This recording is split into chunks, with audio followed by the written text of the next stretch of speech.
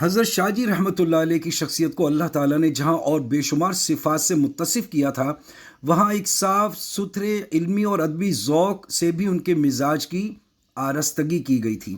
نہ صرف وہ جملوں کی پیوستگی کو خوب سمجھتے تھے، بلکہ اشعار کی برجستگی سے بھی کما حقہ آشنا تھے۔ اس سلسلے میں ایک واقعہ خود حضرت شاہ جی رحمۃ اللہ علیہ نے سنایا کہ سائمن کمیشن کے سلسلے میں الہ آباد میں ایک عظیم الشان اجلاس منعقد ہوا۔ پنڈت موتی لال نہرو نے حضرت شاہ جی کو اس اجلاس میں شرکت کے لیے خاص طور پہ بلایا اور اپنے یہاں ٹھہرایا۔ رات کو جلسے میں بڑے بڑے رہنماؤں نے دھواں دار تقریریں کیں۔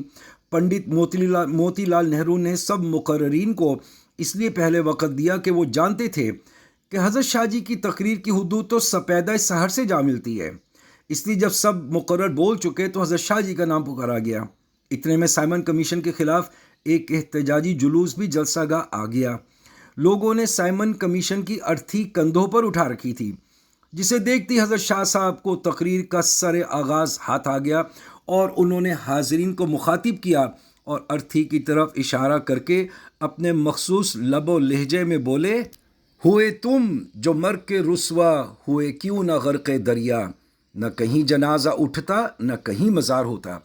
ادھر الفاظ شاہ جی رحمۃ اللہ علیہ کے ہونٹوں سے جدا ہوئے، ادھر موتی لال نہرو کرسی صدارت سے اچھل پڑے اور سامعین میں بھی بخاری زندہ باد کا غلغلہ بلند ہونے لگا۔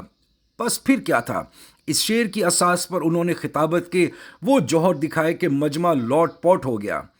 غالب کے اس ایک شعر نے وہ رنگ دکھایا کہ ایک نہایت مشکل مضمون کی باریکیاں حاضرین پر واضح ہو گئیں۔ وہ سائمن کمیشن کے بارے میں شاہ جی کے خیالات کو چند ہی لفظوں میں پوری طرح سمجھ گئے۔ وہ اپنی تقریر کے کسی ایسے موڑ پر برجستہ شعر استعمال کیا کرتے تھے کہ محسوس ہوتا تھا جیسے شاعر نے یہ شعر اسی موقع کے لیے کہا ہے۔ انہیں اردو، فارسی، عربی اور پنجابی کے ان گنت اشعار ازبر تھے۔ خطابت میں زبان اتنی فصیح و بلیغ ہوا کرتی تھی کہ نثر پر بھی شاعری کا گمان ہوتا تھا۔ بزلہ سنج اور خوش گفتار ایسے کہ محض الفاظ کی لوٹ پلٹ گفتگو میں طنز و مزاح کے تیور اور انشریت کا اثر پیدا کرنا ان کے بائیں ہاتھ کا کمال تھا۔